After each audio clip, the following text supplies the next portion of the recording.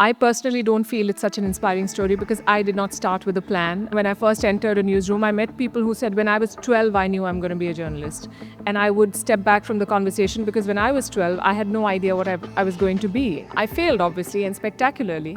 But I choose to see that failing. At that point, I was miserable. But now I think that failure was basically learning and data. How did Palki reach where she is reached right now, the journey? Can you give a little glimpse? We know you've been in journalism for quite some time, and you've been an inspiration for many people here. You've kind of shown the world it is possible to be a journalist who stands by her values, know what she'll do, what she won't do, take a stand, and be a voice of many, many people the world looks up to. How did the journey happen? I know this is supposed to be a place where you inspire people.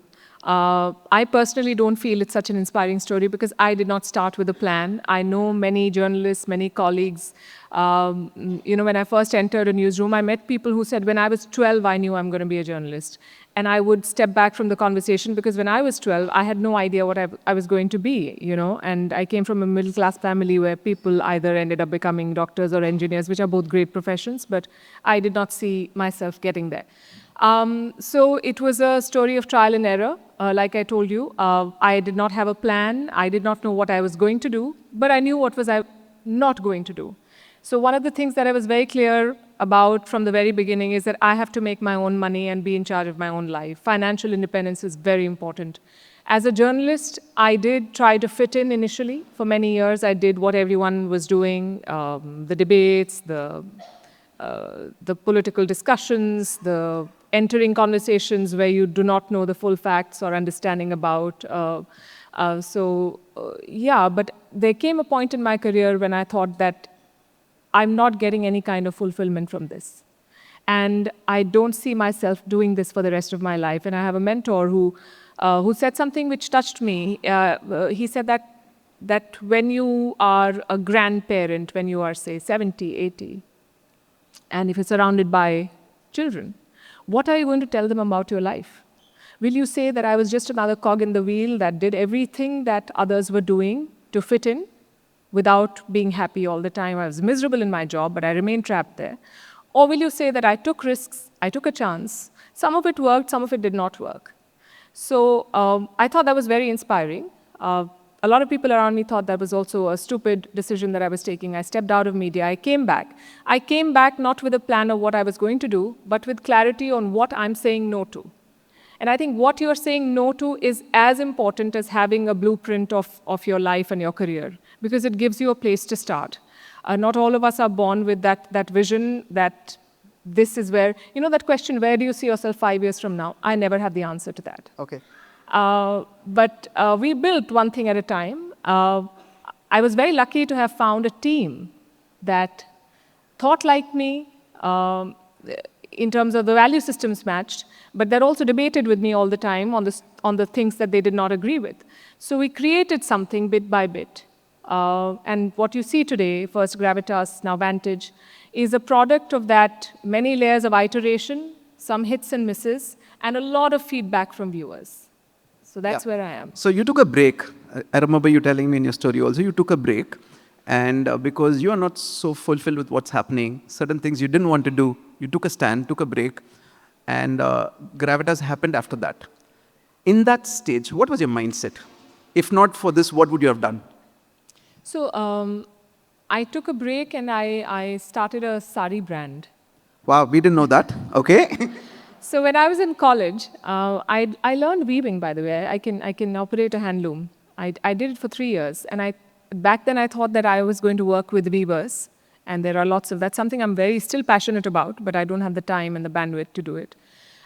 So when I was dissatisfied with the media, I thought, let me go back to my first love, which is craft. You actually thought you were going to let go of media Yes. and become an entrepreneur? Yes. Wow. So I failed, obviously, and spectacularly. But I choose to see that failing. At that point, I was miserable. But now I think that failure was basically learning and data. It helped me become a stronger person. At that point when your plans are unraveling and things are not going your way, you stew in that anxiety all the time. But when you look back, you think, okay, these were the steps I was taking unwittingly to reach where I am today. So I'm very grateful for that, 8 months that I spent trying to do that. My father was the only person who told me it's a very bad idea. Everyone else said, great, great, great going, I'm sure you can do it. So it did not work out. And everywhere I went, people said, why don't you come and do a show for us? But I think once you're in a newsroom, I don't know if you've been there, the excitement, if it's pure. And it's storytelling is such a joyous thing. Today on the flight from Delhi, a pilot was sitting next to me, and she said, the best thing that you can do in life is to fly a plane. Other people might think it's monotonous, it's your job, you do it so many times a week. But it's pure bliss. And I told her, what I do, it's very taxing, but I enjoyed it. So basically, I missed the newsroom and pulled me back. But this time, I went with my list of conditions. So yeah. That's how Gravitas happened. That's how Gravitas. How long since the break you took, Gravitas happened? Almost a year. Almost a year. Yeah. Now, I know you have kids, family. How do you balance both? Because we know, as you said, newsroom is not a joke. 9 p.m. is a lot of work. Yeah. Everybody sees the 1 hour, but the work behind, research, to check data, to see what is okay, what is not okay, whom to call, it's a lot of work. How do you balance both? I think it's not just for parents, but for everyone, First of all, setting boundaries and expectations is very important in life. Countries that don't have defined boundaries suffer because of unruly neighbors. And individuals who don't have defined boundaries suffer because others try to. You have to have geopolitics in your conversation. That's Palki for us. Come on. Bigger round of applause. Come on.